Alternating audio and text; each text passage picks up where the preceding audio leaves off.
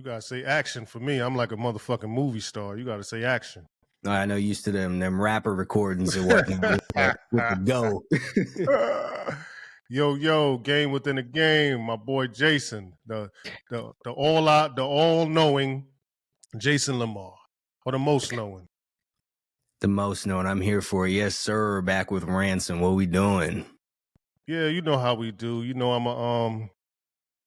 gotta freestyle this fucking name of this fucking episode and shit. So you know what? You know what? I'm so fucking sharp with it. You know what the name of this pod's gonna be? What's that? Jason, I know you're all knowing, but you don't know this shit. It's The name facts. of the name of this episode is called Inclusion. Ooh. Hey man, look, I'm good at this shit. I don't even know where you about to take this, but I'm all the way here for this. Inclusion, yes, sir. I don't even know how. Game, subtitle inclusion. Yeah, I don't even know how to come up with this shit, man. It's a I don't know, but you batting at 100 right now. This is my limited gift. Sport metaphors. Yeah, it's a gift. Yeah, man. Look, I don't know. Am I the only one that doesn't want to fight for inclusion, assistance, compensation, support, reparations? Am I the only one that doesn't want to fight for that? Hold on. Let me rephrase that. Let's not say fight, right? Because most of these people would never fight for anything, right? So you can't ask a real fighter would he fight, so of course he would fight. So that's the wrong word. So let's use complain. Would I complain about the inclusions or support or reparations? No, I would not. Right? So I don't have a savior. I don't have an oppressor either. I know there's no magical politician coming to pass a grant or a bill that will change my life for the better. I'm not going to wait for that, even if it did exist, right? I believe we have to change. In order for anything to change, we have to change us, and that includes, and that starts with yourself, right? I know that sounds fucking very corny and cliche, but it's true, right? It starts with you. And it starts with each individual saying, fuck what they got going on, man. They being the government. Let's say the government. Fuck what they got going on, man. Concentrate on your business, on your goals, on your passions, on your money, on your family, on everything you love. Concentrate on that. Pour into that instead of worrying about what they got going on, man. I know Trump recently did some with the DEI. I think that's what it's called. I'm probably not the best qualified person to talk about that. So, but I would say this: me being me, and a business owner, a Black business owner, I wouldn't let anything stand in my way from me getting what I have to get, right? And you don't have to include me in anything. I don't need you to do anything for me. I don't need any tax breaks or anything. I don't need anything from anyone, right? I'm going to make it happen, whether anyone likes it or not. I cannot be stopped. So, for you to be, I don't want to say complain, but that's what it sounds like to me. Because it's not fighting, right? No one's fighting for this stuff. When I hear when people, yeah, we got to fight for. Are you actually fighting, or are you just asking? Are you fighting, or are you asking? Right? Hey, man, and I'm not one to shy away from a good fight, but yeah, sometimes I need to know what I'm fighting. And most of the times I don't want to be the only one fighting, right? While I look behind, you look around and everybody's fucking running or tweeting or posting or commenting, right? So yeah, I'm gonna just do what I do, which is work hard, continue to work hard, concentrate on my family, my businesses, my money, my finances, keep continuing to grow and learn, right? read, research, and try to get better, man, day by day, man. So I'm not worried about what they doing or what they got going on, brother. You're not trying to join the movement of tweeting for your freedom nowadays? Yeah, nah, man, fuck all that, man. I'm trying to take mines, man. 140 characters just over and over again until someone gets annoyed and just gives you whatever the fuck it is that you've been asking for, so you can shut the fuck up because they don't want to hear that shit anymore. Yeah, one day, right? Yeah, I mean, I swear that's people's strategy. Let's just annoy them so they give us what we want, so we shut the fuck up. But what you said is exactly it's the same exact place that I'm standing with it, right? It's self-sufficiency and self-determination, because I know that people like to reference a lot of old things a lot of the time, right? Like back in the day, X happened, back in the day, Y happened during the 1940s, 50s, 60s, 70s, and 80s. And not to take away from any of that, like that's a different time. That's a fucked up time. That people there faced a lot of hardships and difficulties. But the people that came up in that era sacrificed and gave up a lot so that we would have the ability or the opportunity. They weren't looking for someone to come and give them something and solve all of their problems, right? They just wanted future people to have the opportunity to go after something, to be allowed to create something, right? So they wanted the walls taken down. Like once the walls are taken down, it's up to you to walk along the path and whatever it is that comes with it. But I think that nowadays, somewhere between then and now, it got lost that their goal was the opportunity or the clear, not the clearance so much of the path, but the ability to walk down the path. But that got lost somewhere. Now what people are looking for is just handouts and saviors and someone to come in and solve all of their problems and to take away whatever it is that they're going through. They don't want to go through the struggle to have to get these things. They don't want to continue the fight, so to speak, as you know, they started back in the day. Like if they opened up the fight to be where to be that everyone else has the opportunity to make something of themselves, the continuing on that fight would be to take that opportunity to make something of yourself, to show that you could be more than all of the stereotypes and the statistics and all of that certain people paint you as. Like it's not up to those people to just look at you differently. It's up to you to show them that you're different. And running around asking everyone for handouts or grants or money or jobs simply because your minority is not doing that. This is looking for charity. This is looking for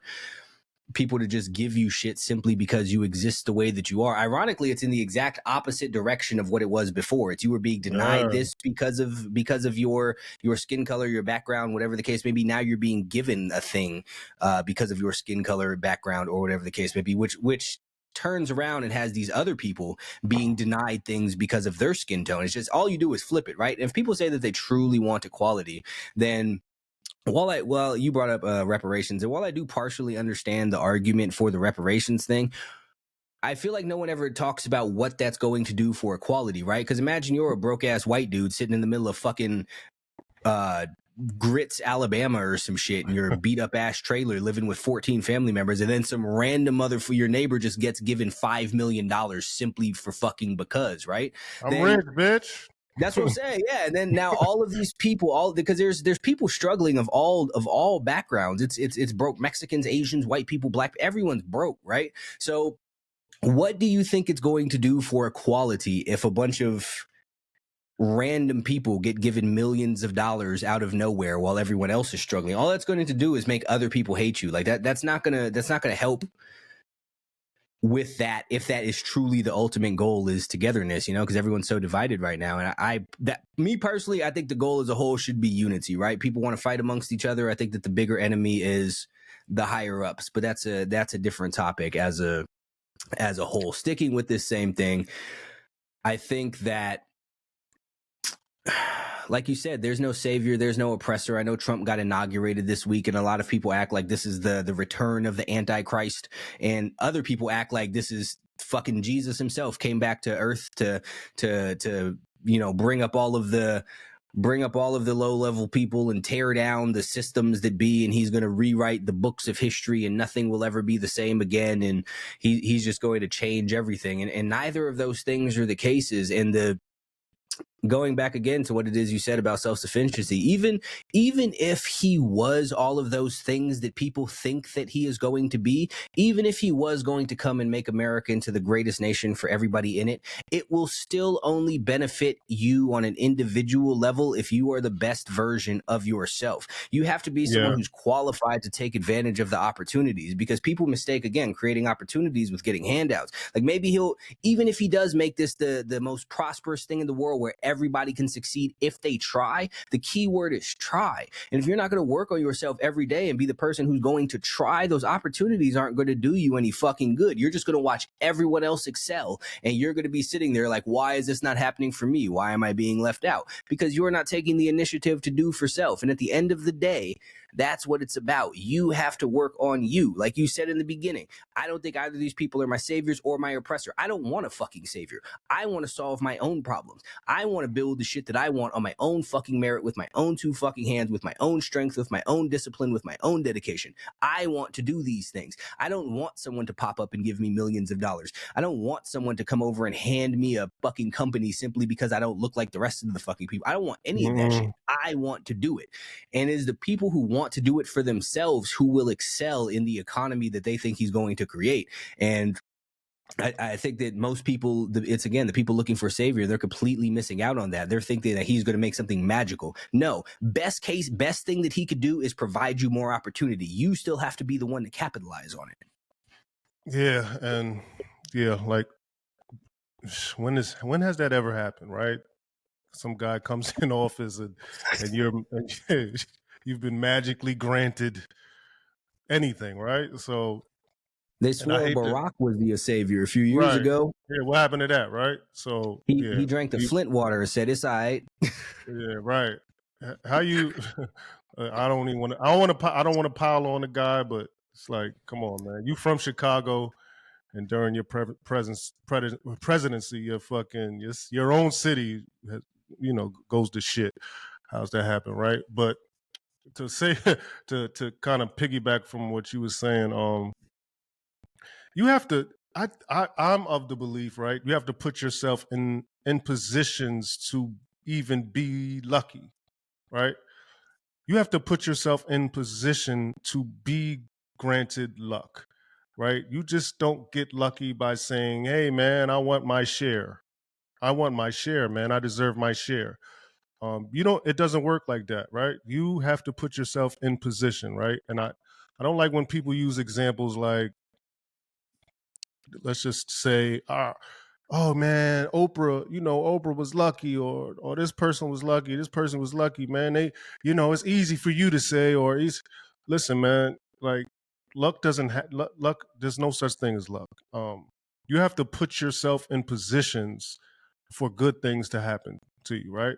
So another question is, okay, Trump, he gets rid of this DEI thing. Now what, right? Now, what's supposed to happen now? What are you supposed to do now? These are some of the things I don't understand. Okay, Trump's in office. He won. Now what? Man. What's the use of doing that? Put your head down, go to work. Like, I don't understand what are you complaining about? You can't do nothing about it. You cannot do anything about it, whether it be Trump or Kamala or Biden or fucking Clinton or Obama. It doesn't matter. You have to put yourself in position to do anything of substantial worth. If you're going to accomplish your goals, it has nothing to do with who's in the office. That's my opinion, right? No, it's a fact. You brought up the DEI a few times. I want to come back to that in a minute, but it's a fact. People take these things, and like back in November, regardless of who it is that you voted for and who won the next day, when the end of November comes, your rent's still due, your mortgage is still due, you got to pay the electric bill, you got to pay the light bill. Neither fucking Kamala Harris, or however you say your dumbass name, wasn't going to pop up and pay all of your bills for you. She wasn't going to make things free. Trump wasn't going to do it either. So your bills are due. You have kids to feed. You got women to provide for. Whatever your life looks like, it's up to you to make sure it continues continues running, right? So you could spend, like, there were people who sitting there talking about they want to be able to call out of work because of their stress from the results of the election. I'm like, if this is something that you consider hardship, your life is going to be very difficult. And that's what the problem is with a lot of these people and a lot of the stuff that goes on, is because some people do consider that to be hardship. The candidate that they wanted to win didn't win, and now they don't know how to handle it, so they need time off of work for mental health days to recover and stuff like that. And this is this type of frailty and this complete lack of resilience that has people in the position that they're in currently, is because they are sitting around. They did expect for Kamala to get elected and win and pop up and make everything good for everybody and just offer people jobs because they identify as unicorns and there's only 2 of them, so somehow they're special and they need to be represented in all of these companies and whatnot. And they were just looking for all of these handouts because they thought this person was going to come and magically change their life. So they don't. But because they believe that, they don't need to take the initiative themselves to do the things that are required. And it's exactly what it is that we've been saying this whole time. Like, if you want a way, you have to find one. You have to figure out how to make one. And going back to what I said before, regardless of what happened in the past, nowadays, there is no laws. There is nothing along those lines that's saying that anyone can't be successful. Anyone could do whatever it is that they want to right now, at least in fucking America, which is where it is that we live. I can't speak for what they're doing over in Bangladesh, but I'm also not making a point to that, even though people like to throw out these extreme ass examples whenever I say something like that. What about Malaysia? I don't fucking know what's happening in Malaysia. I don't live in there. But here, you could do whatever the fuck it is that you want. You see it all of the time. There are all kinds of people doing all kinds of things from all different backgrounds. There's gay, straight, Mexican, Asian, black, white, midgets, tall people, fucking men dressed up as women, women dressed up as men, whatever the fuck it is that you would like to point out. There is someone who has done that thing and they are successful as fuck at a certain thing, not because they were lucky, not because something was given to them, but because they worked for it. Oprah was not a lucky person. Jay-Z wasn't a lucky person. Diddy wasn't a lucky person. Whoever it is that you would like to point to was not lucky. They were dedicated and they worked hard. Now, maybe they found themselves in a position that was fortuitous to them, but the point is still, you have to be in the position to capitalize on that. So if fucking Elon Musk could pop up to the random person on the street and say, hey, I will give you $1 billion if you can do X, but most people are nowhere near qualified to do whatever that X is. So if you haven't made yourself into that type of person who's able to do that thing, you won't be able to capitalize on this so-called luck. Like, people always say, if I had the opportunity, and I say, if you were qualified for the opportunity would have presented itself by now. You don't have things because you're not qualified to have things. If you're not the right type of person who can handle money, right? Look at lottery winners. Lottery winners are lucky. They picked a random set of numbers. They won $300 million. And what do? They fuck it up. And they are broke as shit because they have absolutely no idea what to do with money. That's what luck gets you. All the other stuff is a result of hard work and discipline and cultivating yourself into somebody who could be these things. Like, people say, well, Donald Trump's dad gave him $1 million. So what? Everyone can't turn $1 million into $1 billion. Most people can't turn $1 into $2. Most people have absolutely no idea how to make money. They go and trade their time in for money. That's not the same thing at all. You go to work for an hour, you make fucking $12. That's not the same thing as taking $12 and going on your own and figuring out how to make that into $20 and how to make that $20 into $60. So this is not a luck thing. He still had to qualify himself to be someone who was capable of handling that $1 million.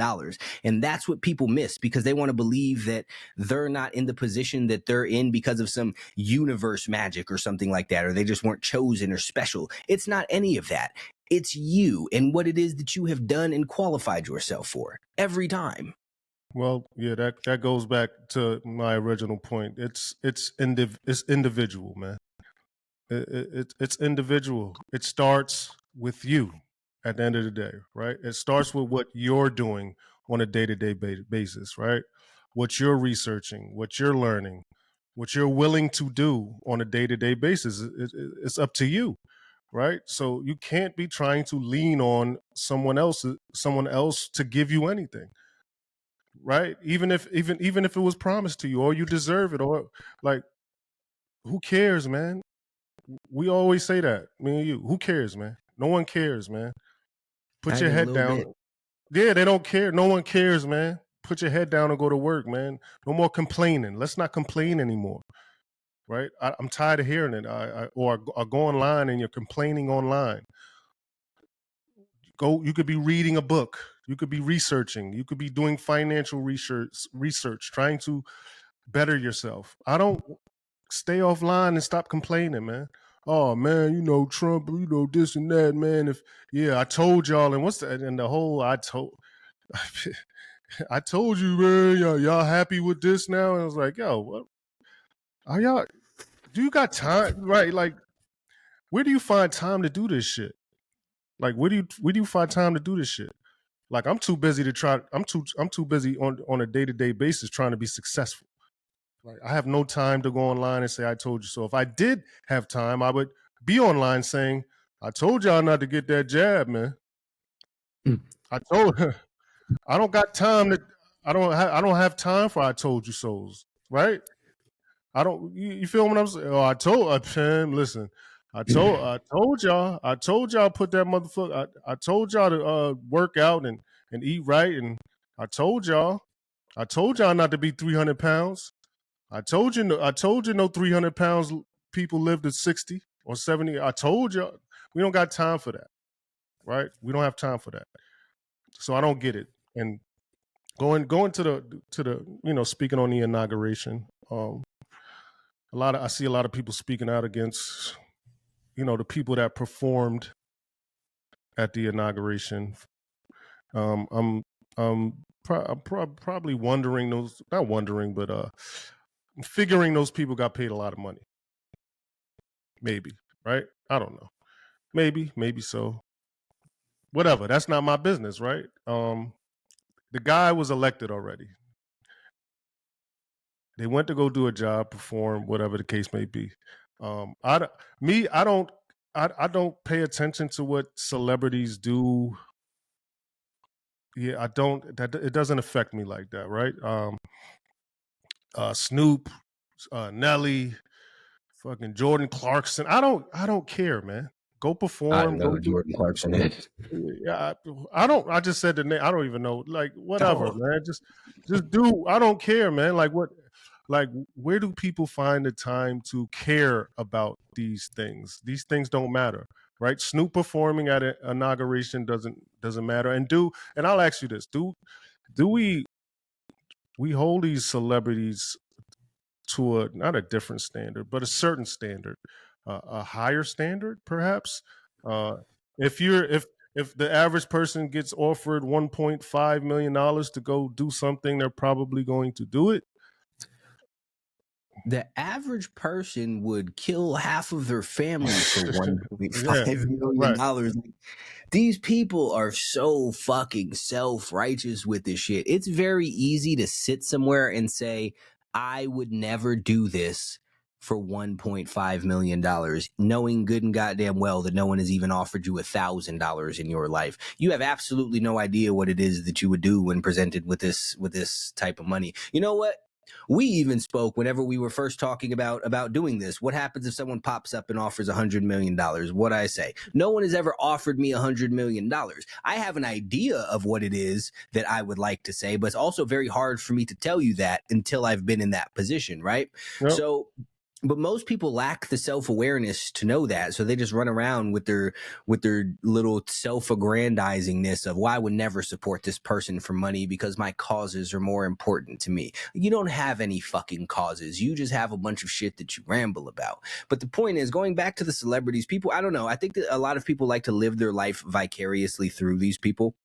So they expect them, like, you'll hear people all of the time talking about it's like when, like, let's take Drake, for example, right? People get mad at Drake because he doesn't make any sort of political commentary or stances or anything like that. Like, somehow Drake owes you that. But again, let's say Drake does do that and he makes a political stance. Then you have half of the people are going to get mad at him for not saying the other shit. They just you don't want him to take a stance. You want him to say what it is that you think so that you can get validation for your opinion through him. So people, it's really fucking weird, and people are attacking like Snoop, like Nelly for it. Like, I don't know what their political fucking leanings, feelings are, and I honestly don't give a shit. But the bigger point is, why the fuck can't Snoop want to support Donald Trump if that's what he's doing? Why Right. can't Nelly want to support I don't Donald know. Trump if that's what he's doing? Like, he's free to have these things. People attack, going back to fucking Kanye, people attacked him because he supported Donald Trump. He's free to do that. He has a different opinion than you. Oh no, such is life. Like, they don't owe you to think the same things as you are told that you think, because most people don't even think these things themselves. But it's just a very strange world. And ironically, if the same people, like you said, who has time, if these same people who were sitting there tweeting about Snoop Dogg performing at his Snoop Dogg sold out, if you weren't so wrapped up in this, then you could have made yourself into somebody who was worth some shit, who was doing some shit. Maybe you could have put yourself in a position where you would have been invited to this inauguration. You could have stood on your fucking principles and said no. But no, instead you're sitting there in some dark ass corner somewhere tweeting some shit about what multimillionaires are doing while being a poor person. Here's the scary part. Here's the scary part, right? I think while they're sitting there tweeting and commenting, I think that's them trying to be somebody. I think that's the scariest part. I agree with that. Yeah, they're taking part in something, right? That they feel that's bigger than them, and that's what they feel. I don't agree, but to me, that's the scariest part, where people think they have this voice. They really think they're a part of something by tweeting and commenting and taking a stand online, right? And they really believe that they're making a change, or they believe that they're a part of something that's bigger than themselves. And I think they have an effect. That's and to me, that's the scariest part, that people actually think that tweeting and commenting and posting and putting stuff on your reels and TikToks are really making a difference, rather than actually going out and making a difference, whether it be by researching or working out or just concentrating on their own lives. Like, I really think that that's the scariest part to me. I agree with you, and I think this is a great point that we walked ourselves into for a real game within a game moment right here, because the question is, how did people come to think this shit, right? How is it that people think that them throwing out a tweet or making a story post? I remember back with George Floyd, where everyone's like, make their profile picture black for a day or some shit like that. That pissed me That was off, man. fucking nuts, right? But how is it that people came to think these things, right? Like, you even see, like, before, where they were advertising Twitter with join the conversation. And I think that this is just my own personal perspective, but something that gets pushed, right? Because when you're telling people that them hashtagging something or putting up a story or sending out a tweet or, I don't know, sharing a post or whatever the fucking case may be, right, is actively them making a difference, then that right there, they do this little step and they get their little dopamine hit from, ooh, I did something good for the world, and they don't feel the need to go out and do more. So people are placated with this nonsensical shit. Like, I do think that there are, not all of them, not even most of them, but I think there are a good number of the little tweet activist people who, if they didn't believe that was making a difference, might actually go out and try to do some shit. Now, I don't know to what degree shit that they would do. I'm not saying it's a large portion of them, but I do think that there are some of them.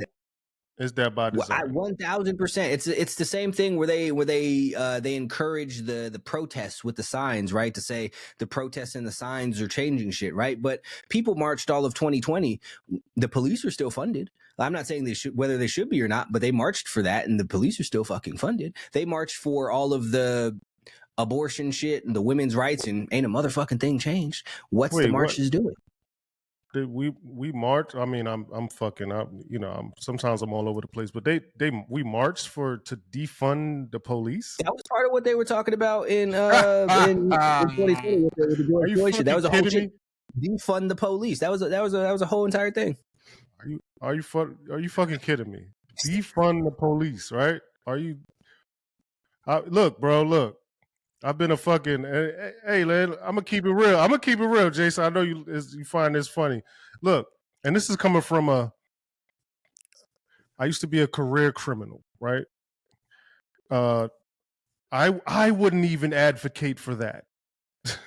I wouldn't even want to defund. Now that I'm a law abiding citizen, are you fucking crazy? Not. Why would I want to defund the police? Why would I want to do that? Right? That's the stupidest thing I've ever heard in my life, bro.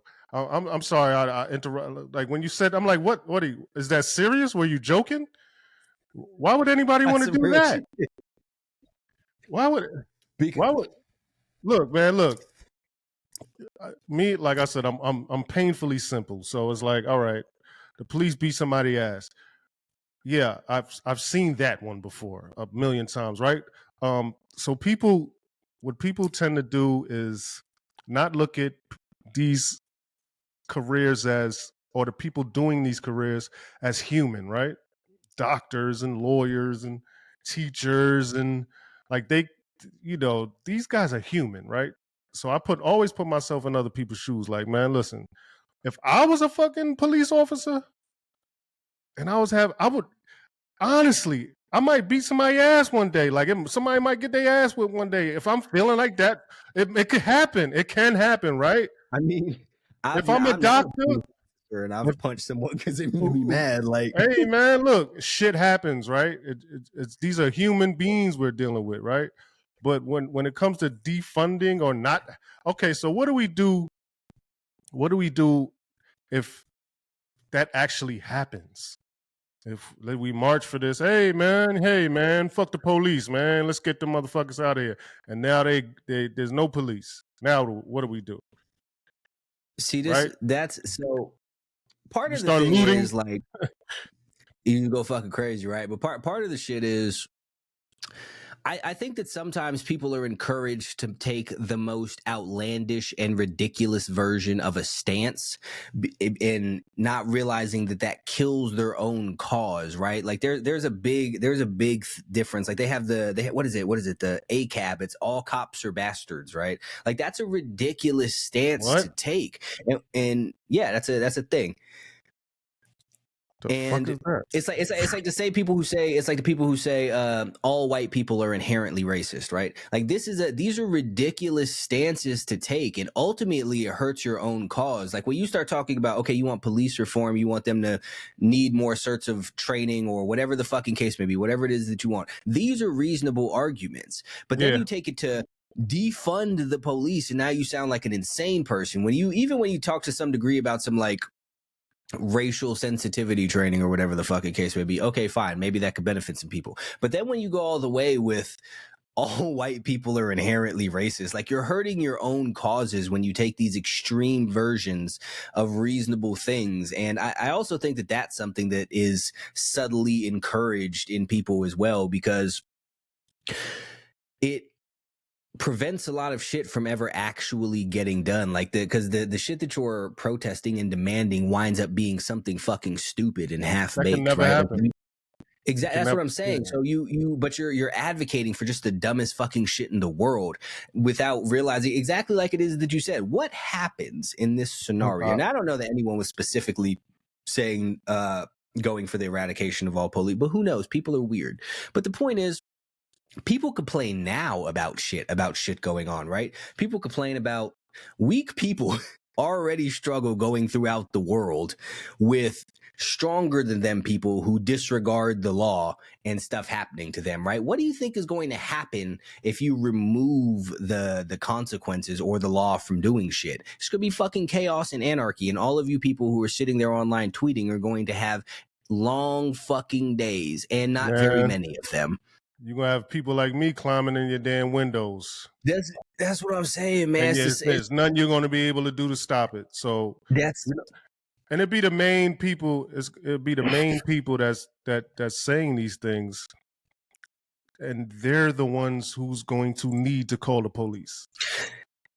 That's the crazy part to me. Oh, yeah, it's it's always these are the people who don't think these things through because they're not familiar with real life consequences of stuff, right? Like for all of the bad interactions that people have with the police, whether it be of that person's fault or the police's fault, it happens in both directions. I got my jaw broken by the fucking police when I was young. Completely my fault. Fucking AK on the backseat. What am I doing driving around like a fucking idiot? So anyway, the point is, for every bad interaction that someone has had with the police, the fact that the police exist have prevented a lot of people from getting fucking murdered in public places, from being shot up. Like, I know I'm not the only person who has pulled up or who has been cut off by somebody, and then they pull up beside me at the stoplight, and I'm like, man, I should shoot this motherfucker's whole car up right now. Obviously, I'm not going to do it because I'm not an insane person, and it's illegal. But it's a deterrent, and you have these certain things in place, and these are the people who are very unfamiliar with how cold the world can be, who want to shut off the heat, so to speak. It's always, they always go with the minority of things that can happen, right? It's always, oh man, the police killed this black guy, or the police killed this woman, or this police.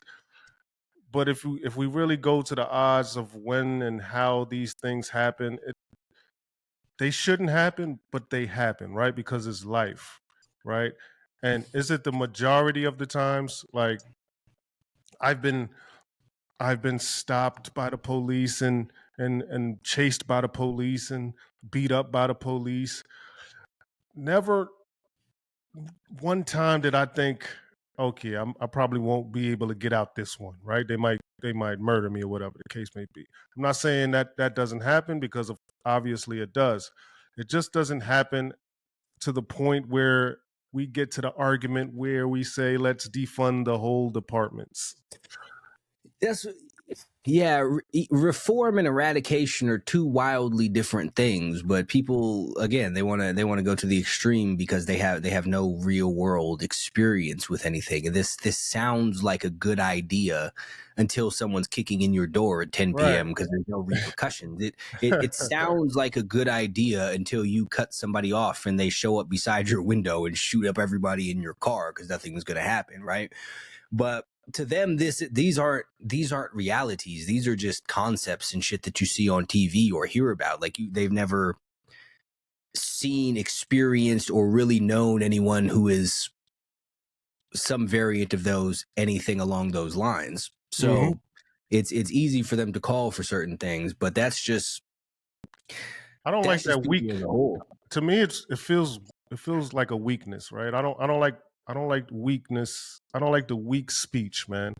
Oh man, like the whole I've heard this before. Trump is in office, and now, these Trump supporters, man, they're getting out of hand. Or, to me, that's just weak. Like, I'm not like, why are you? What's going on? Why are you are you threatened? Well, I can't. I went over to the store and there was some Trump guys in there, and I'm like, nah. Yo, you scared? Get a dog, man. Like, what's the that's that type of weakness in your and I don't subscribe to that type of stuff, man. I just don't, and I don't agree with it. It makes me mad. It makes me mad that men speak like this, right? Oh man, yeah, now they're getting out of hand now. They're getting out. What, are you scared? What like, I don't understand what is going on. Like, when I go outside, I'm not thinking about, oh, this good man, look, there's a Trump supporter, man. He might like Trump. Yo, man, he got the red hat on, man. I don't give a fuck, man. What does that mean? What's he gonna do? Yeah, like what? Let me clutch on my wallet. Hey, babe, hide your purse, man. This is the thing, man. People go with this shit for the most part, regardless of how people feel about you.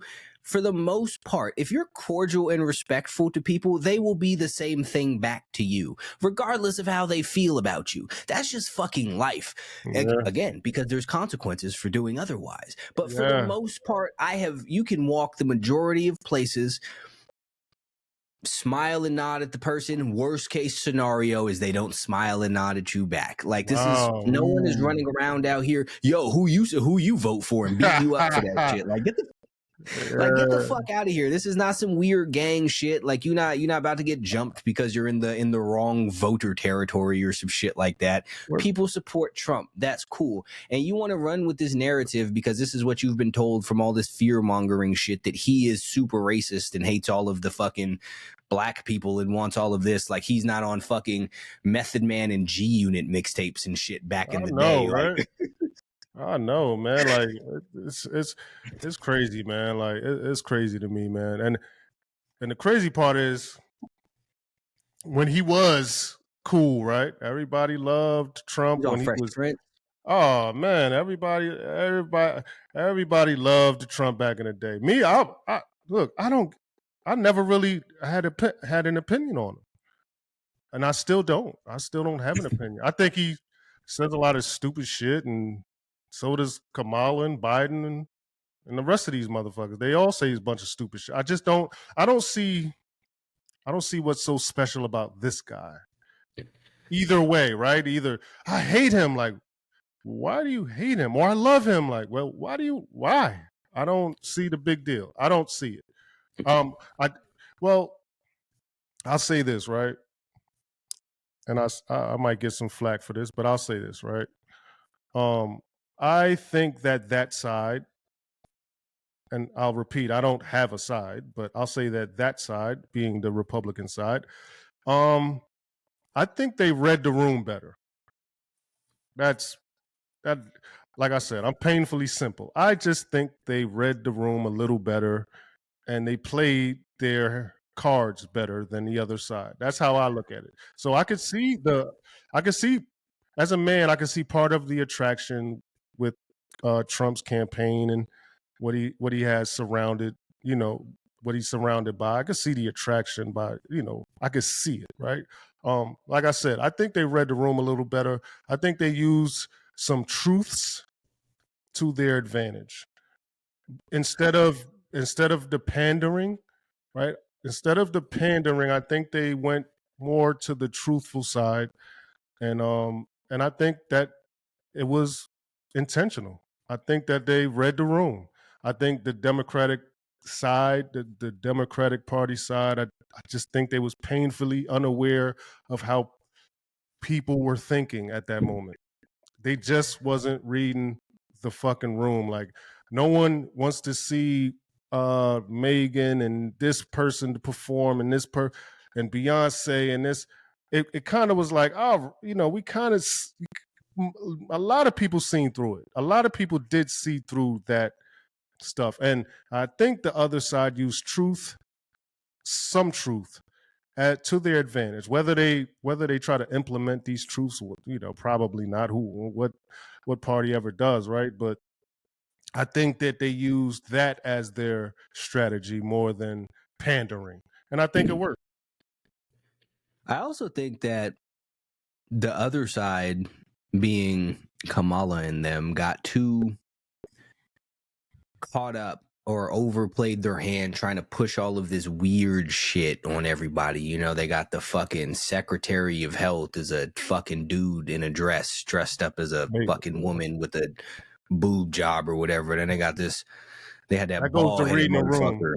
That's what I'm saying. Yeah, that's what I'm saying. They got this bald-headed motherfucker who's in a dress who's stealing fucking luggage out the airport and shit. And they focus so much of their shit on getting all of this weird shit approved, and everybody is racist and all of this DEI shit. And I think that because of what has been allowed to be said on social media and what hasn't for the last little while, they kind of overestimated the amount of people that really gave a fuck about that shit, and the amount of people who were like, nah, we don't want anything to do with this. Mm-hmm.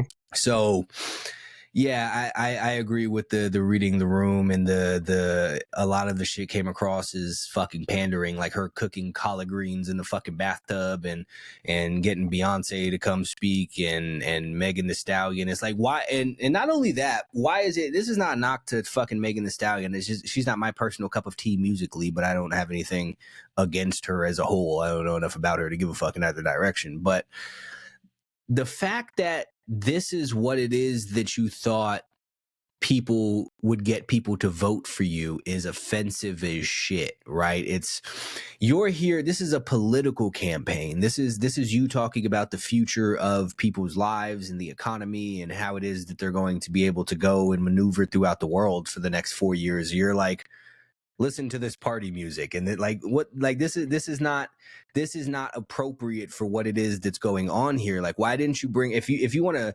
address a certain audience, why not bring up some sort of intelligent person who can speak something or say something about all of the good that you might do? If you want to aim at the culture that you obviously wanted to aim at, there's a lot of people who are doing good in that space. There's you could bring the fucking Earn Your Leisure dudes to come up there and talk about financial literacy and how, that's what I'm saying, how your campaign, how you being president is going to affect people like this. You bring fucking Wall Street Trapper, you bring fucking 19 Keys up there to philosophize about some shit and talk about why it is that you would be the best person for this and how this will impact your future. Somebody who's saying something intelligent and useful to you. Again, this is not a knock to the fucking... That's what I'm saying. This is not a knock to fucking Megan Thee Stallion or her music. This is just not the appropriate venue for the shit. It's like you don't go into a funeral and play Heat by 50 Cent. That's crazy. Like, you gotta, again, read the room and do something that's useful to people. Like, people want to know how their lives are going to improve, not, ooh, you can turn up. Like, that's degrading and demeaning as shit to people, and they didn't even realize that. And that's again, like you said, reading the room. That's part of the reason why I feel like it is that they lost with that shit, and people aren't as stupid as they believe or manipulated in that way. I think they overplayed their manipulative hand. And the way I look at it is like, I don't think we do. I mean, I'm not. I didn't vote. I never vote. I've never voted. I don't think I would ever vote. Not my thing, right? It'd have to be a hell of a candidate. I'd say that. Let's say that, right? It would have to be one hell of a candidate for me to go in that booth and vote for anybody. And at the end of the day, I don't vote for this reason. It makes no difference to me, man. Oh, Rand, you're selfish, you're this and that. It makes no difference to me. I am going to be me, whether it be motherfucker. I don't care who's in office. I'm going to be me regardless. So that's why I just don't. I don't find the need to go in a booth and mark on a ballot who I'm voting for. I honestly believe that we've been reduced to voters, consumers, right? I'm no longer Randy, you're no longer Jason. You are a consumer one, voter one, whatever. You are here, you are a number, you are a ballot, you have a price tag. That's how they look at you. I'm neither, right? I don't want to go through my life consuming, right? Consuming everyone else's shit. Oh, buy this car, buy this Gucci bag, God, buy this shirt, buy this. Oh, vote for me. You're getting pulled in all these different directions, and you're not even concentrating on what can make you better. You know what I'm saying? Yeah, 1,000%. And I think that goes back to what we were talking about people tweeting, thinking that they're making a difference. And like you said, regardless of who's the president, I'm going to do the same things that I'm going to do tomorrow, Absolutely. because that is what it is that I need to do, because that's the path that I'm on. Whoever's in office does not change that.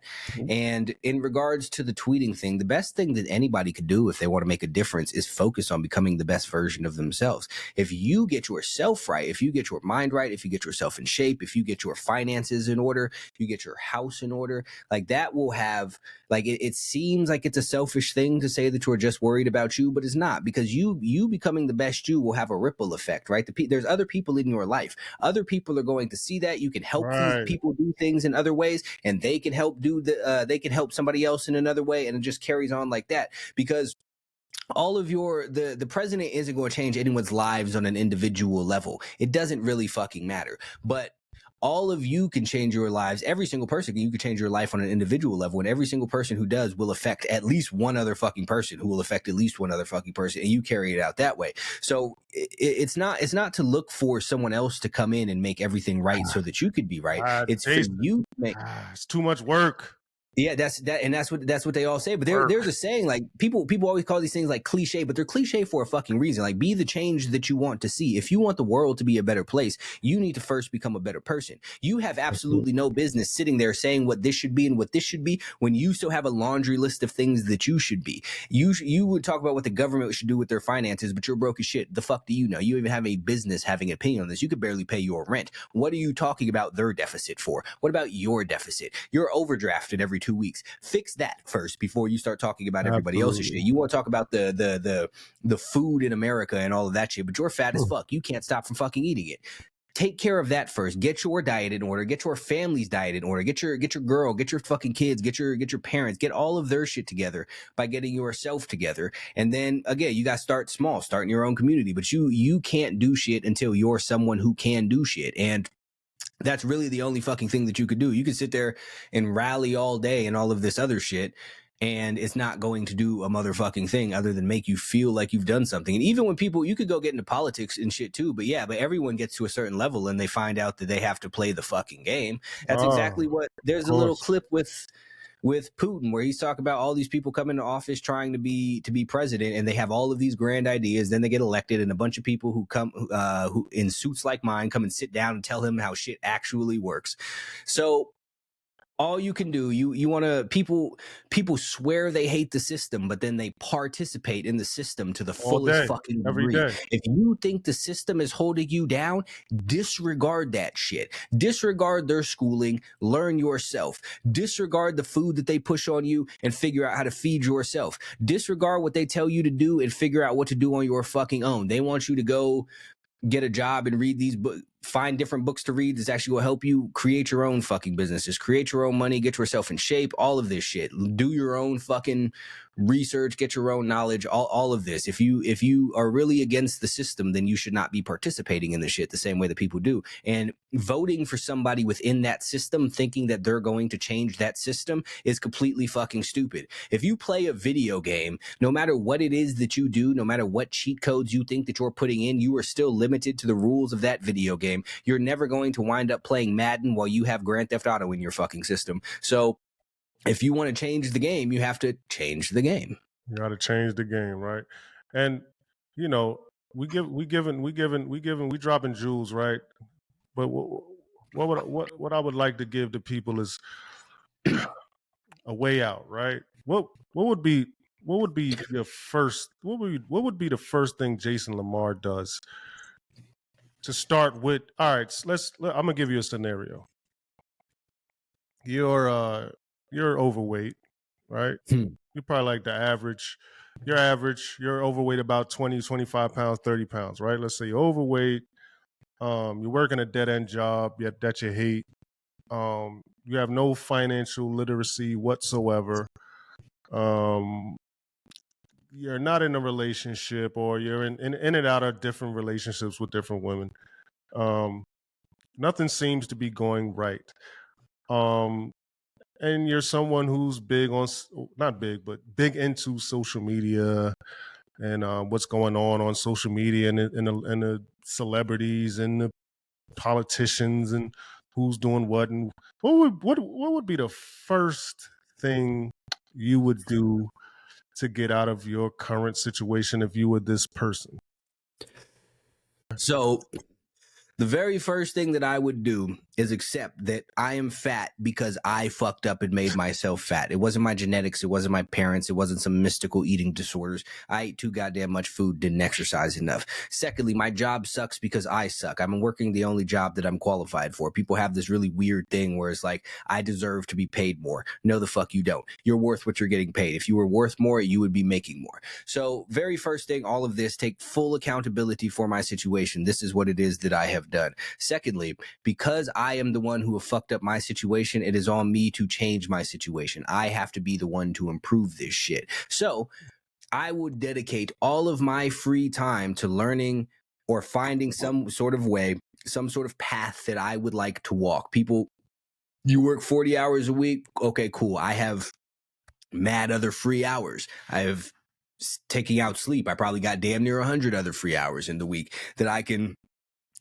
use to change my situation and figure out a way out of this, a way out of the so-called rat race, a way to make some sort of other money, a way to better myself. And that's what I would dedicate myself to doing, is building myself better, getting myself in shape, getting my mind right, and learning a skill. Me personally, I would say sales, because it's like one of the most universally applicable things ever. But then if I'm already on social media, people use a lot of platforms really stupidly, right? Like if you could go on Netflix and you could spend your whole entire day watching the fucking Kardashians and random Marvel movies. I don't know if those are on Netflix, but you get the point.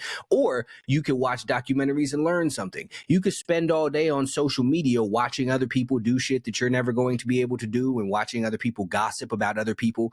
Or you can go on social media and you can learn how to trade stocks. You can learn how to start a business. You can learn how to work out. You can learn how to eat right. You can learn how to invest in crypto. You can learn how to flip houses. You can learn how to buy and sell vending machines. You can learn all kinds of shit. There's all kinds of skills and trades that you can learn on Instagram. So the same, or YouTube, or Twitter, presumably. So the same places that you entertain yourself, you can educate yourself. And you're already on here spending this time anyway, so you might as well get something out of it and stop following all of the negativity and all of the gossip and all of the people talking about a bunch of random bullshit that isn't doing anything but clogging up your fucking mind.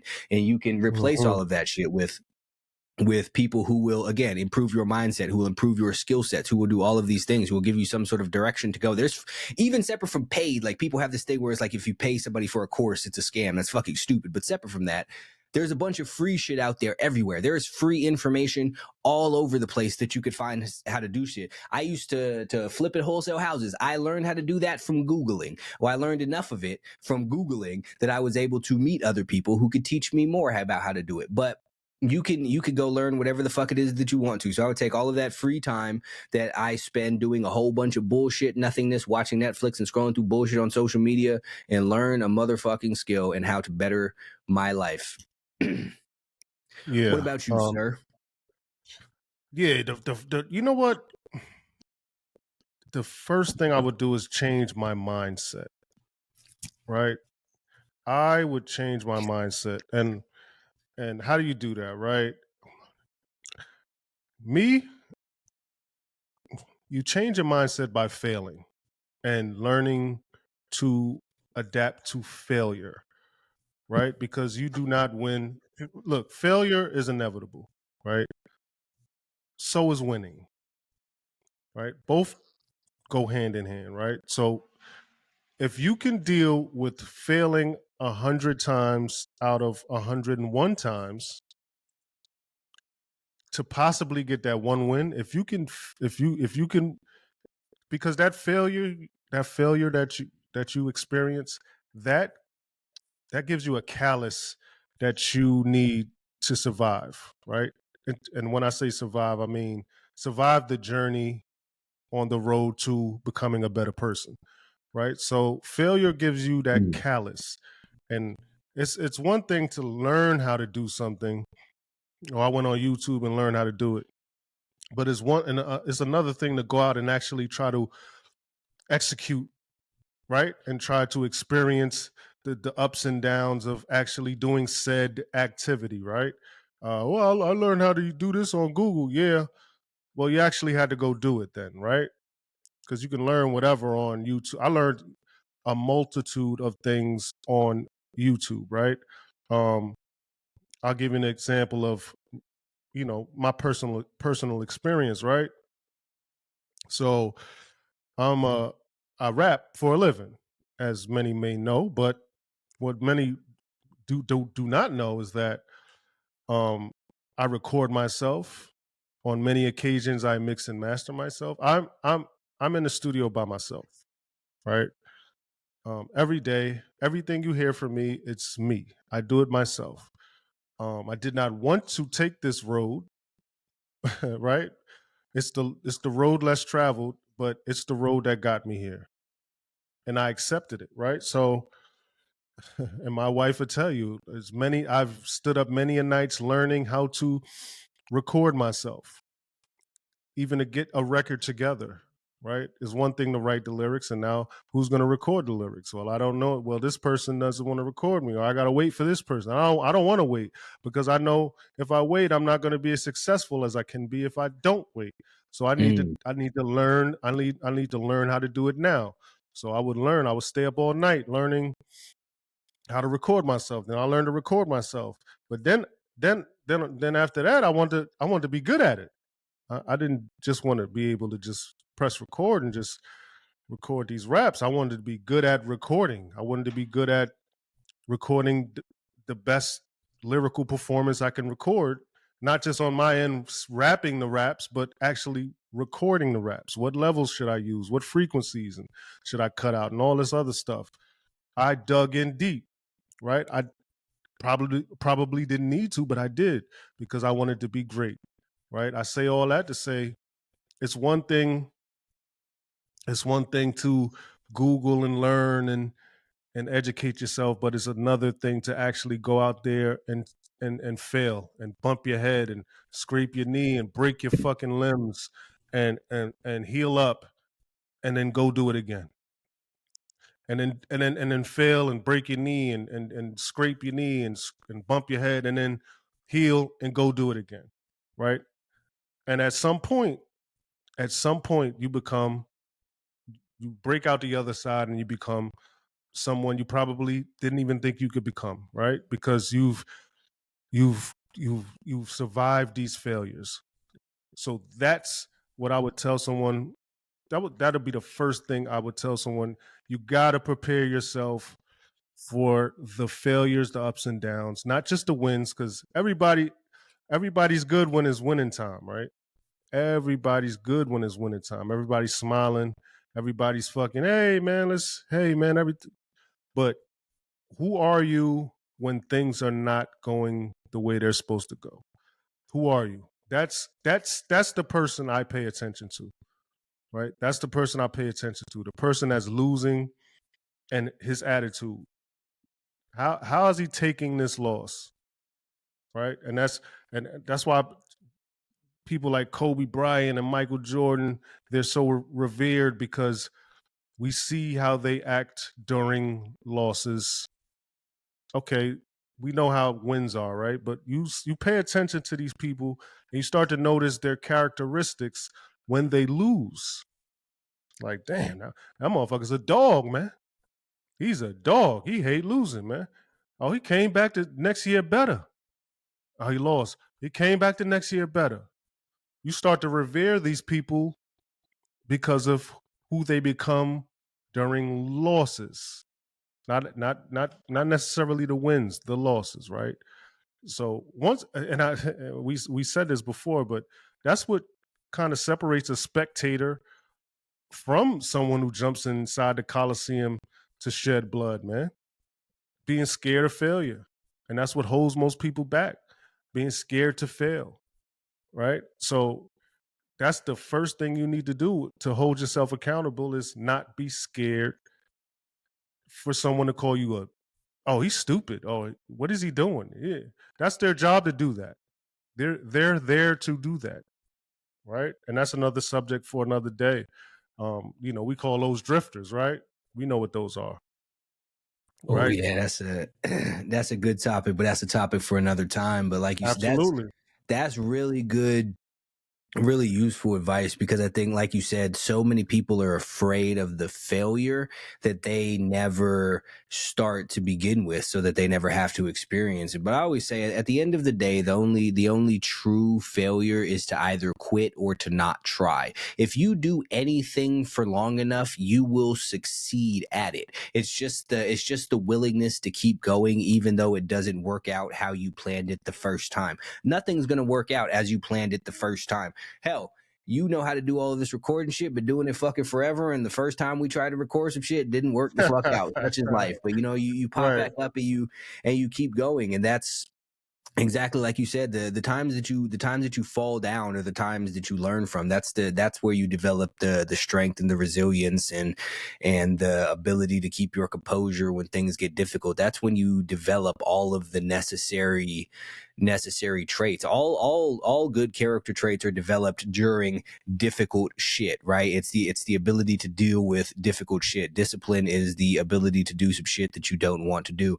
Being brave is doing some shit despite the fact that you're afraid.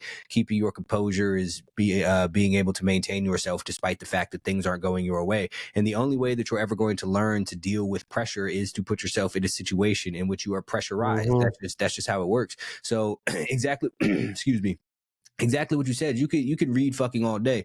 You could go online and read all the articles that you want about swimming and watch YouTube videos, but you're not going to know what it's like until you jump in the fucking pool. You feel the water around you, and it's not gonna go how it is that you expect it to go in your mind. But that's not a bad thing. That's a good thing. That's how you learn. That's how you develop all of that shit. That's how you get good at doing stuff. And also, the fact that it's not going to work out means it's not easy, and the fact that it's not easy means that everybody is not going to do it. And why would you want to do some shit that everyone is sitting around doing? If you look at the masses of people, no one wants to be the fucking masses. Do you want to be a out of shape broke motherfucker with a shitty ass relationship and a car that you don't want and a house that you don't really give a fuck about, looking up to all of these people that you're never going to meet who are doing things that you don't have the courage to do? That's what most people do. And that's the easy path. That's what the easy path gets you, is a life that you don't fucking want. So you need the hardships and the difficulty, and a byproduct of the hardship and the difficulty is failure. But it's all about what it is that you're going to do with that failure. You're going to let it, or is that the end of your journey? Because that's entirely up to you. There's no rule book saying that just because something doesn't work out the first time that you can't go again, that you can't go at it again. No, you want to ride that fucking bike, you fall over, you scrape your knee, you start crying, and you know it, you realize it's okay, it's not the end of the fucking world. You pick it back up because you want to ride your bike with the rest of the kids, but you got to learn fucking how first, and that comes with falling down. Mm-hmm. And another good thing about the failure thing is, once you fail, like, it's much scarier in your mind than it is in reality. Like, the Mm-hmm. idea that you're going to fail at something is way worse than what it feels like for something to actually not work out. It's like, oh man, but you know what, it's not the end of the fucking world, and now you have a lesson, you've learned something, you've figured out at the very least what not to do, so that you could keep going. And that's also how you find out if you really truly want to do some shit, if you're willing to go Mm-hmm. through shit to get it. Like, we talked before, and again, this is another topic for another episode, but we talked about how long it is that you were going at this rapping shit before it started to go the way that you wanted it to. And that's just, all of that time is when you show yourself that you really want to do the shit. It's very easy to have all of these dreams and ideas in your mind, but when you find out if you really truly want it is when you go for it and it doesn't fucking work out, and it doesn't work Mm-hmm. out over and over and over and over again, and you're still like, no, this is what the fuck it is that I am going to do, is this thing here. I don't care what it takes, I don't care what it is that I have to do, I don't care how many chances or trials I have to have, I'm going to make it work. And all of that is a product of the willingness to fail. Absolutely, man. And that just made me think of something, right? Like, and I'm always thinking of some crazy shit. Most of the most of the time when you're speaking and you're ranting, and I'm like, okay, yeah, he's going there, and I just come up with these random ideas, like, how hard is it to fail or to do hard shit when all they do is sell us easy, right? Mm. They sell us easy. Everything, right? All right, so everything for us that's hard or semi hard or not even hard, they have something they give us something to make it easier, right? I want to work out, or I want to lose 30 pounds. Here, take this pill. I want to do this. Here, take this. If you look at the commercials, man, you watch TV, it's always a pill or something or an An app. activity. Yes, it's something to make things easier, right? And it's it's stuff you don't even notice, right? So it's stuff you don't even notice. So I'm a health not I won't say a health nut, but some people might call me a health nut. Health conscience. Yes. I'm the type of dude that's I'm in the grocery store reading ingredients all day, right? So my wife get mad at me because if she send me to the store, or not send me, but if I go to the store and I go for one thing, I'm taking 4 hours because I'm reading fucking ingredients, right? Like what the fuck? I'm not just going to eat this shit if I need to know what's You know in what it, the fuck right? you eating, man? Right. So, but it'd be simple shit like I just started making my own mayo and shit. Mm. It's very simple, right? It's fucking eggs. It's fucking eggs and oil, right? You whip, or you got an immersion blender. You blend that up and whip it up, and it becomes fucking mayo. But how convenient is it? It's already in a fucking jar, man. Like, you feel me? Like, let me just grab this shit off the jar, like off the shelf, man. I don't need to whip up my own mayo when it's right here for me. I don't know what exactly was in it. Oh, I read. Oh, it says a fucking canola oil, this and that. Hey, well, guess what? I don't want to take the time out to make my own mayo, so it's easy. Everything's Mm. easy. Bake it, whether you want to bake your own bread, or you want to lose your weight, or you want to everything. So they sell us easy, but what truly makes us who we are supposed to be is the hardships. So how hard is it to become who you are supposed to be when everything is made to be easier? So real quick, that made me think of something. But real quick aside, there's gonna be a bunch of people who are going to listen to this who only know you as Duffel, and hearing that you make your own mayonnaise is gonna be fucking wild. Wow, that's crazy. I didn't even think of that. That just sounds fucking bougie, man. I Oh make shit, my own nah. But you know mayo. what? That's what's up though, because it's so many, like, you know, the food is a whole different thing. I'm gonna pause. I'll get back to that. But Right. what that made me think of is, I don't know if you remember back in the day, Staples used to have these commercials where you hit the easy button, the little red shit for Yep. whatever the fuck was going on, Yep. and some shit would just pop up. That's what life is now for most people, right? Like, you want food, cool, pull up an app, DoorDash, have somebody else Yep. bring you that shit. You're sad, you don't need to make yourself happy, pop this pill. Are you worried Yep. about tomorrow? You don't need to fix that, pop this pill. Do you, like you said, you want some mayonnaise? It's the mayonnaise in the jar. You can buy these ingredients so you can mix it together. You just buy shit. It's right here. You can go Absolutely. to they got the Hello Fresh and shit. It's like, you don't even got to buy your own ingredients for your food. We'll ship Right. you all these little individual things in a pack, and you could just throw in the fucking oven, right? But I think, again, and we talk about this all the time about the journey versus the destination, and most people focus on the end product as the point, right? So they want to take the easy route because they just want to get to what they believe to be the end, but that deprives them of the journey. And I think that one of the best things that you could do for yourself going back is shift your focus and learn to take pride in doing the difficult things, right? Like, I get up early as fuck every single day, 3:53. I don't want to do that shit. I never want to get the fuck out of bed. I get the fuck out of bed, do a bunch of push-ups. I don't want to do that either. But I take pride in the fact that I have done the difficult thing, because it would have been real easy to hit the snooze button. It would have been real easy to just close my eyes and wake the fuck up when it is that I wake up. I can put everything I need to do off until later. It's not really going to make a difference, but I wanted to do the challenging thing. And all of the things that you have or can do or can accomplish only really matter because they're difficult. It only matters that people are in shape because it's very difficult to get in shape.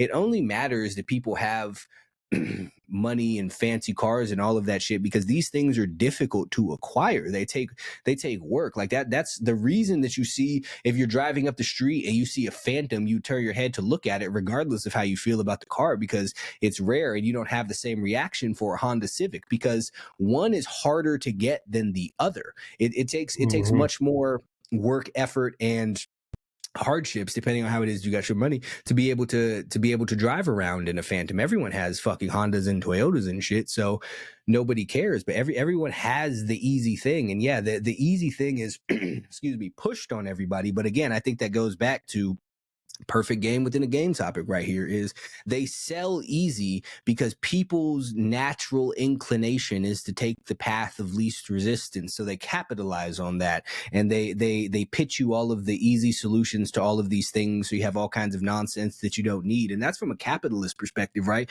But on the other side, if you're constantly selling everyone the easy solutions, you're also priming them to refuse to do difficult things, to not be conditioned for any degree of hardships or challenge or adversity. So when time comes that something is happening that you don't like, you take the easiest path and you go out into the street and you wave a sign or you tweet about something rather than getting the fuck up and doing something about what it is that you don't like. So now you have all of these people who you have hundreds of millions of people who have been conditioned to always do the easiest thing, who come to a point where they don't like what you, the powers that be, whoever it is we would like to quantify that as, they don't like what you're doing. And what do? The easiest thing. They tweet at you because that's what they've been preconditioned to do. And I think that on the deeper level of it, that's the overall point of it, is to is to condition to people to not want to do anything difficult or to run from challenges. That's even how shit is pitched all of the time. Like if you watch TV shows or movies or stuff like that, people always go for the convenience, and they champion the ease with which it is that you could do something, or they make being lazy look glamorous. Like it's in your mind all of the time. It's always do the easy thing, do the easy thing, do the easy thing. It's just like the fucking damn, I just watched it and I can't. They Live, right? With the glasses, you put the glasses on and you see what the true message is. I think that if we put those shades on and we look at a lot of the stuff around you, it's do the easy thing. Hard things are bad. Avoid difficult things. Avoid adversity. Avoid struggle. All of this, and you just prime this into people, and they're much more malleable and docile and obedient when all you ever want to do is all you ever want to do is the easiest thing. So when they pop up and they tell you, hey, don't go outside without that mask on, you're like, okay, it's just a mask. It's not a big deal. When they pop up and they're like, hey, you gotta get this jab, as the internet says, it's like, okay, it's just a shot. It's not that big of a deal. Let me just do it. Yeah, I was leading towards that, right? So I was leading towards, okay, is this by design? Of course it is by design, right? You see, even to the point where no one, and us as a collective, we don't even appreciate shooting in the gym, man. And I always go back to sports, man. Like, we don't even appreciate shooting in the gym, man. We just want the finished. We want the finished product, man. Hard work. Like, you can't even. I don't even. No one who wants to discuss Kobe Bryant shooting 5 million jump shots before. Like, who wants to? Right? Like, who wants to discuss that? Let's just discuss the championships, the rings, the MVPs. Who wants to discuss Jordan not being that good? And if I understand the stories to be what the stories are, that he didn't even, I think didn't even make his high school team or some shit like that.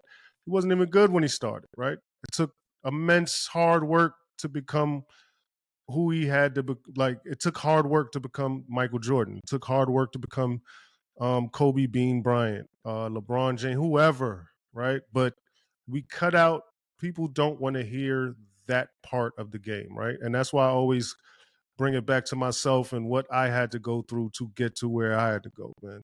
It's just not that finished product, man. Everyone wants to look at the end of the game stats, right? And then make a judgment off of that, right? It's you look at the you go to at the end of the game, right? You're looking at the stats and you're saying, "Oh man, this guy, man, he scored 20 points." They don't tell you how he scored the points, right? And how it affected the game, right? It's just the end results, right?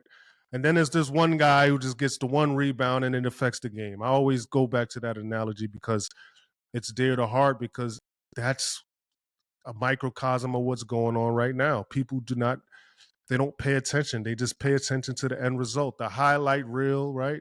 The caption, the fancy caption, the fancy. Why read the whole book? Give me the cliff notes, right? Give me the cliff. Why would I read the whole book? Tell me what the book's about, right? Why would I watch this whole podcast? Let me just see the little 5-second clips and make my own judgment off that, right? It's getting to the point where no one wants to see the finished.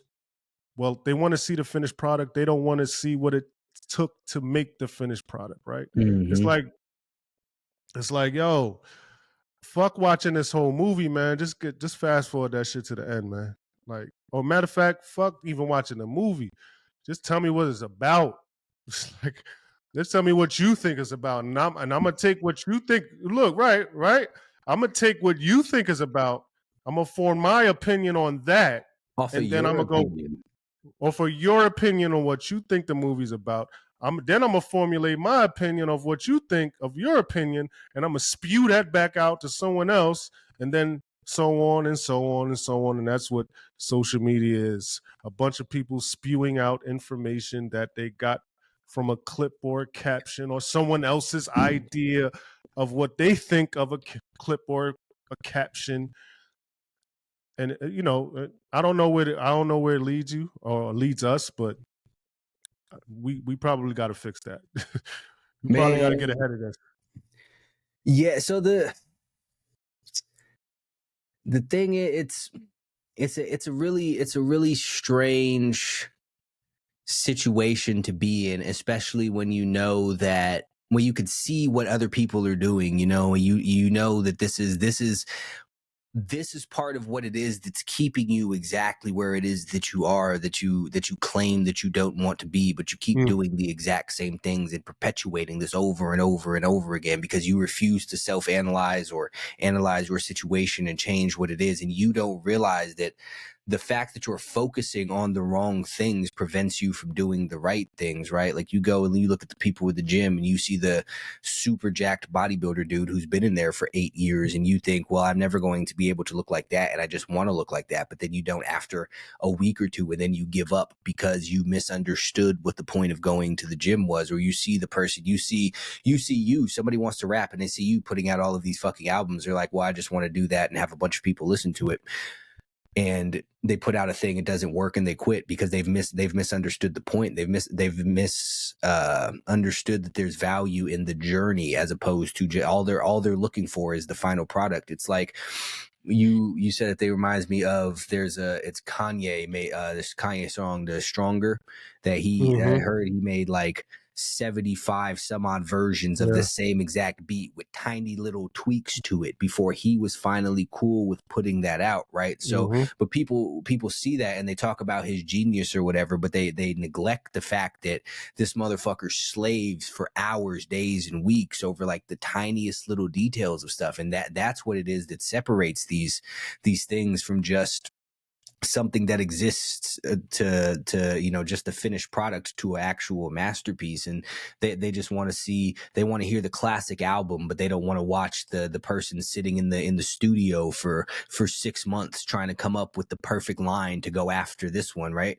Or they just hear all of the crafty shit, and you don't think about how many times you flipped words around in your head or whatever the fucking case may be. Obviously I'm speculating here, so I don't rap, but even in general, you got bars, man. You got bars. You got bars, yo. Even in general, when I'll say some shit, I'll say something and I'll repeat it again and be like, nah, it didn't sound right with this. I gotta say it with a different word, right? Because it's the attention to detail that you're only going to get when you care about the journey just as much as you do the destination. When you care about the making of just as much as you do the finished product, and it's that it's the unwillingness to put the time into the recipe that prevents people from getting that actual, that good dish that they want right there. So Mm-hmm.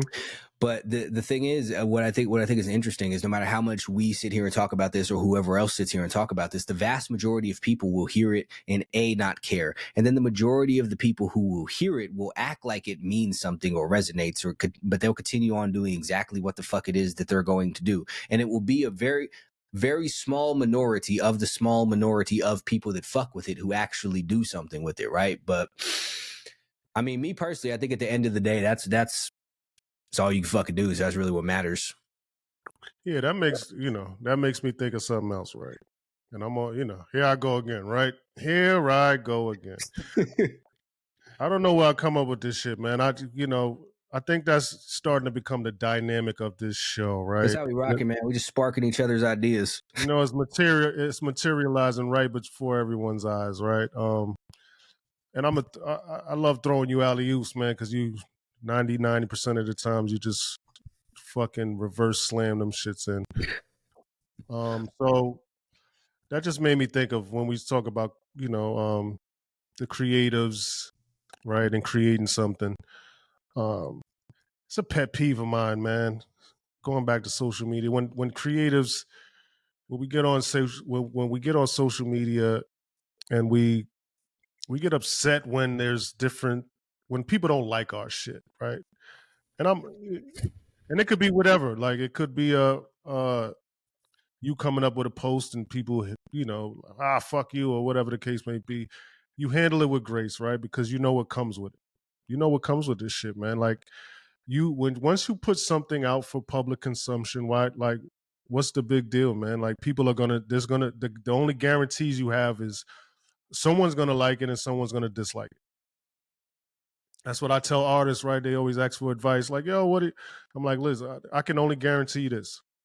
No matter how bad you are, somebody's gonna like it. No matter how good you are, someone's gonna dislike you. That's the only guarantees I got for you, right? So I just don't understand why people put out shit for public consumption and then say, oh man, yeah, man, you hating, man, you don't understand, man, you ain't. Hey man, listen, if I didn't want people to critique my album in a negative or positive light, I just don't put the album out. Right? It is what it is. Right? If once you, like, gladiator sport, once you kind of morph from a spectator into a gladiator, you have a target on your back. But and this goes to my creatives, man. Learn to accept the arrows that are shot at your target, which is on your back, right? Learn to accept it, learn to roll with the punches, learn to say, man, listen, hey man, I appreciate you. I appreciate you having an opinion. What I heard this quote, and I forgot who said it, and they said, the opposite of love is not hate; it's not caring. Apathy.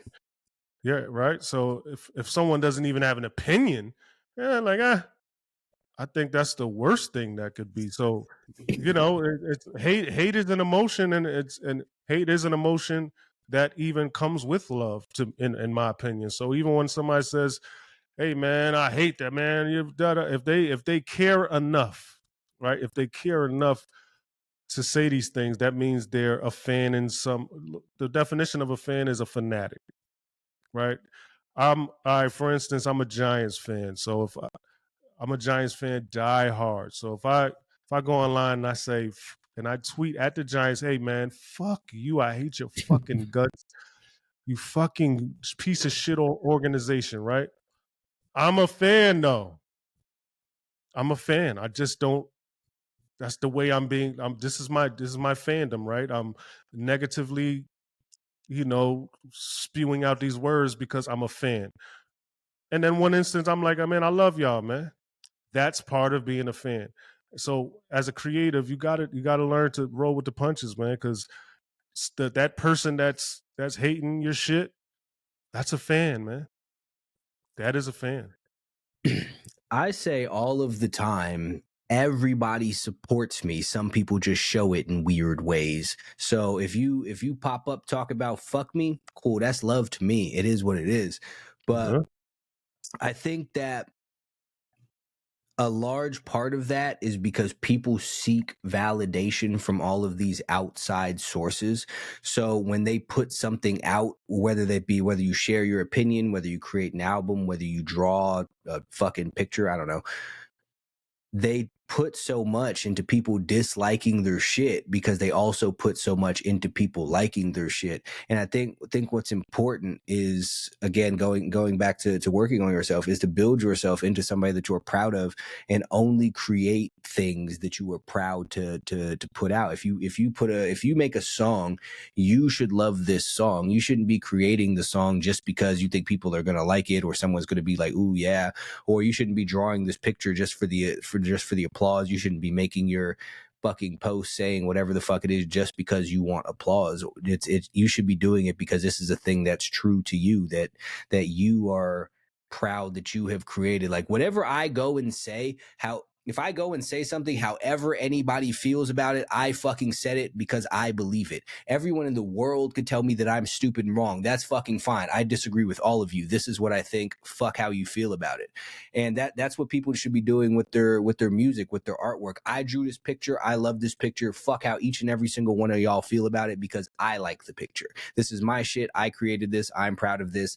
And that's always going to be first and foremost where your validation should come from, but it's the only place that your validation ever really can come from, right? Because all the external shit is fake. None of it is real. None of it matters. Like, you want other people's acceptance, but it doesn't really matter if you don't accept you. You're just trying to sit there and band-aid your actual problems with all of this shit. So that's and people put so much into these critiques or other people's opinions. But with all of that being said, I don't want to skip over what it is that you said, because that goes back to what we were talking about earlier, which is, no matter how good what you put out is, somebody's going to hate it. And no matter how bad it is, somebody is going to fuck with it. That is such a fucking that's a fucking gem.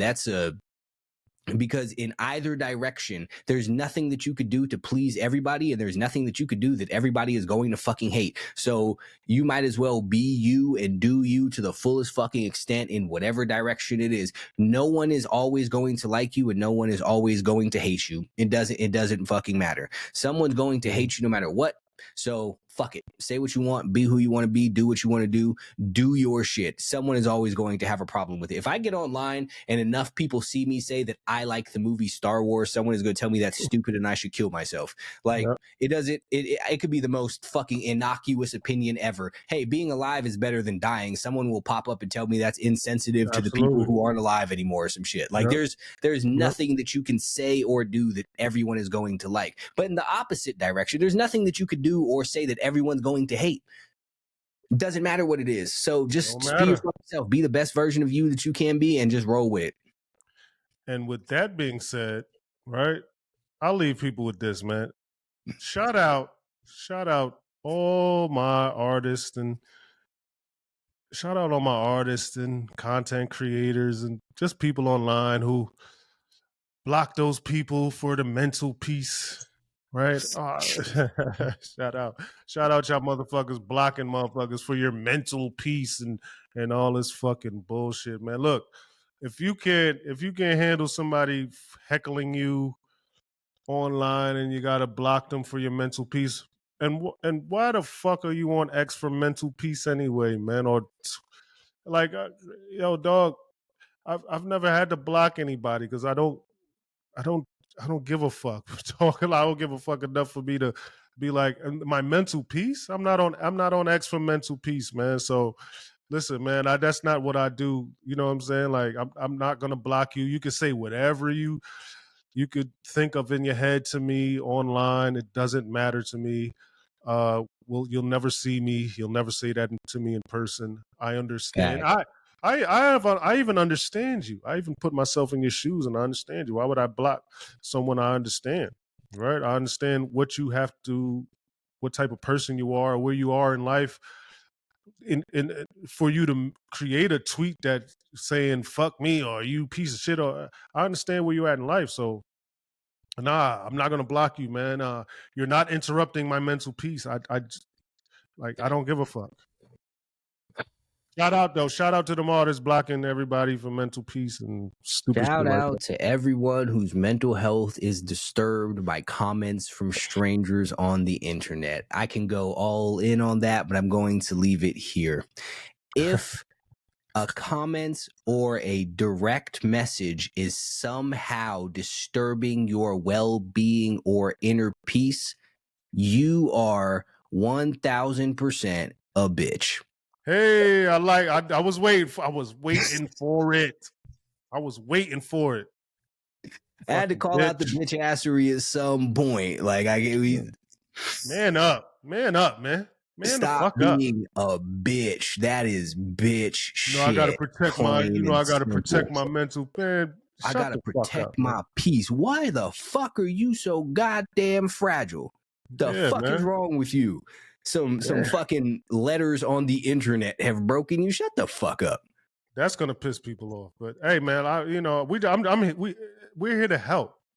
Right? Here's if this makes you mad, it should, because that means that's about you. Because if I say that you're a bitch because you were crying over tweets and you get mad, it's because you know you're a bitch for crying over tweets. Fucking fix it. Stop being such a bitch. This is not my fault. I just shone the light on you. I am the mirror. I didn't make you look stupid. I just showed you that you do. And that's that, man. Like and like I said, people are gonna get upset by that, but hopefully they're crying over tweets. Fuck it. Yeah. Hopefully you'll find some strength in that. Us calling you a soft piece of shit, little bitch. Yeah, like stop that. If it offends you, it applies to you. Rather than crying about it, you need to figure out why and fix that shit. Like that's. How about this, right? Let's go on X or Instagram. I don't know if you could block people. I don't know the process. Go unblock everybody that you blocked, man. Go. That's what we're gonna do, man. Go on X, go on Instagram, and if you can block people on Instagram, I don't know. Go unblock everybody you have blocked. That, right? So this goes back to our other point of will and strengthening that mental fortitude that you need to succeed, right? Fortitude. Yep. Right. So this is the first exercise that we got for you guys. Go on your social media and unblock everyone who's called you a piece of shit and cursed you out. Unblock all those people, right? And sit there and take them bludgeoning you with comments. And once you become numb to that, I think that is the first step for you to go out in the world and start to fail, right? So, because if you can't take someone heckling you online, you're not going to be able to take the failures and the ups and downs that come with life. So that's the first exercise we have for you guys. That is the anti-bitch assery exercise of the day. Go unblock everybody, man. God damn. Let them talk to shit and learn to fucking deal with it. It's just some words. Yeah. That's how we gonna end this motherfucker, man. That's how we out, motherfuckers. Fucking outro. Stop being a bitch. Unblock the people on all of the platforms. Game within a game. Peace the fuck out.